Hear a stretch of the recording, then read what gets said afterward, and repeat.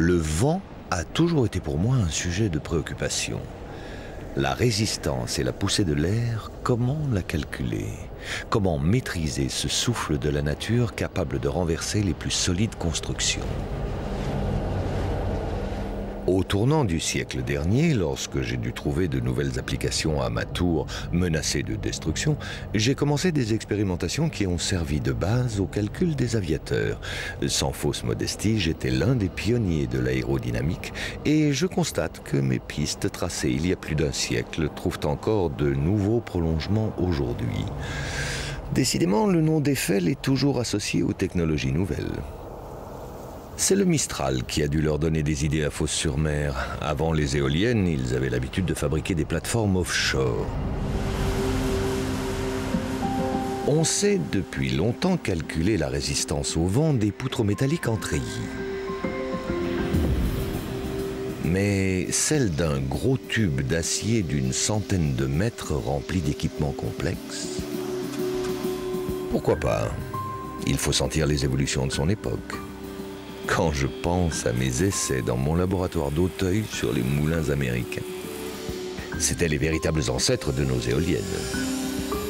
Mais aujourd'hui, à côté de l'art de l'ingénieur, le flair du constructeur a son importance. La demande d'éoliennes est énorme. Dans les 10 ans à venir, il faudra en construire 7000 en France seulement, sans parler de l'offshore. Bien sûr, je n'ai pas connu l'énergie nucléaire et ses contraintes de sécurité. Par exemple, le soudage par rechargement d'acier inoxydable sous flux pulvérulent pour garantir une étanchéité parfaite avec des machines d'usinage réglées au micron et des exigences draconiennes pour le montage. J'entends aussi des mots nouveaux. Le hatch, c'est-à-dire l'accès tampon du réacteur. Positionner cette pièce de 40 tonnes devant la machine d'usinage nécessite une attention particulière.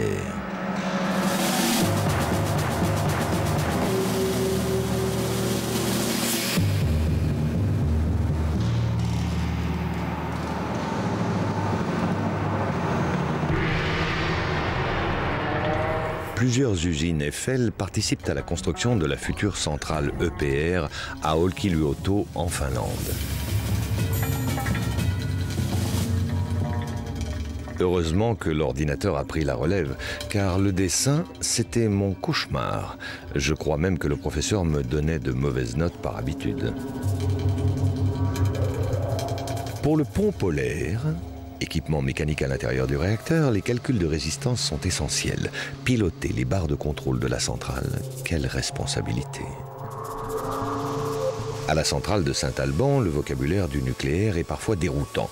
Mais c'est à juste titre que l'on parle de poumons et d'alvéoles.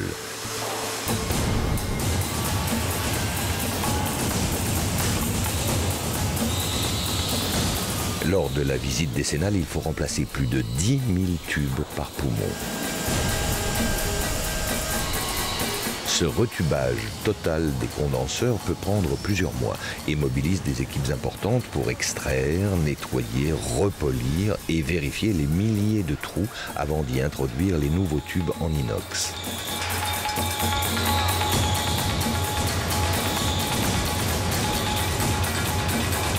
Mais comme la construction des centrales, l'entretien de ces équipements est une spécificité Eiffel.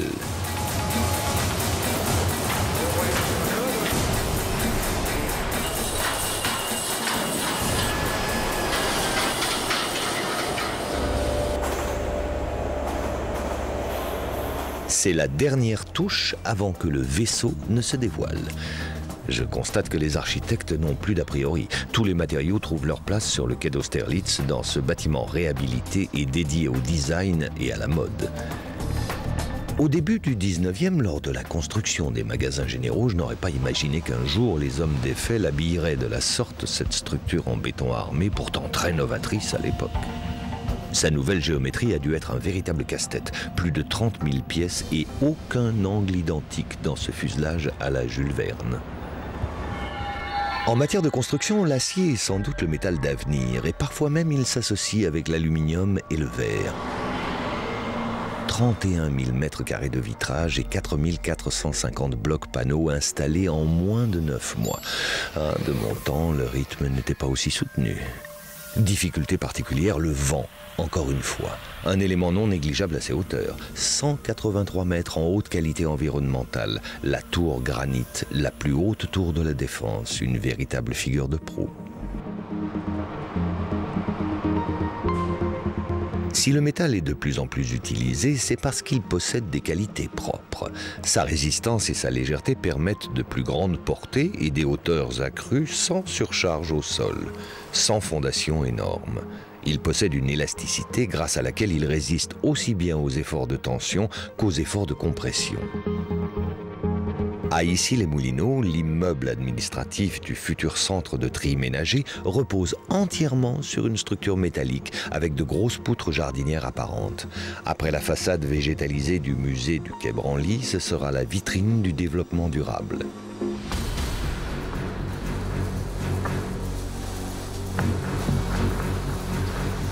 Épenote, Lisaine, Savoureuse, des noms qui ont ici un sens tout particulier. Ce sont les viaducs de la future ligne à grande vitesse Rhin-Rhône. Double caisson ou tétrapode. L'élégance des viaducs a été savamment calculée. Autrefois, on multipliait les pièces. Aujourd'hui, on a tendance à en réduire le nombre, car plus un système est simple, plus on est sûr de la répartition exacte des efforts.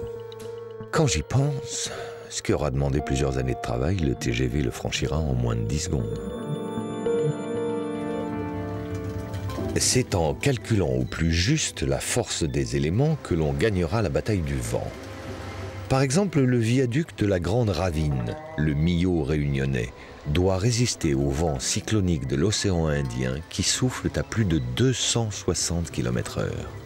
Parfois la route est longue pour les éléments fabriqués ici. 6 semaines pour remonter le Rhin, traverser la Méditerranée et descendre la côte est de l'Afrique.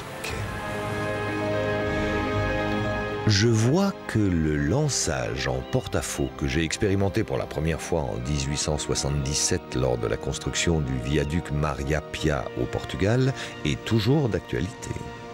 Mais à l'époque, aurais-je osé le proposer pour passer au-dessus d'une ravine aussi profonde avec un déport de 85 mètres de chaque côté? Probablement pas.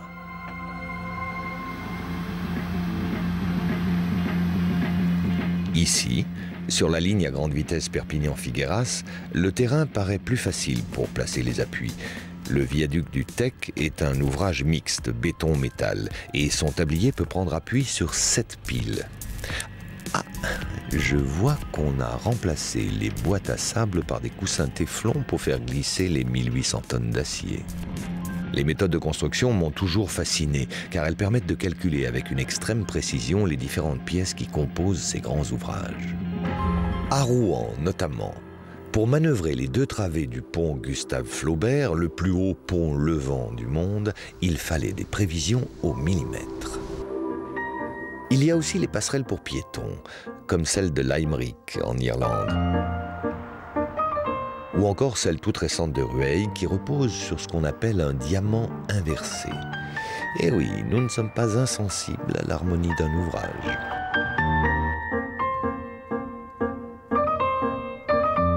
Parce que nous sommes des ingénieurs, croit-on que la beauté ne nous préoccupe pas dans nos constructions?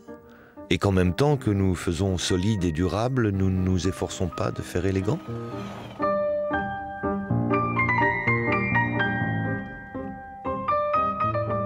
Moi aussi, j'avais ce souci en 1860 lors de mon premier ouvrage, le pont ferroviaire de Bordeaux.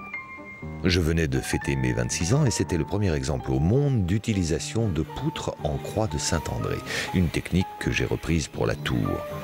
Aujourd'hui, mon pont n'est plus adapté au trafic.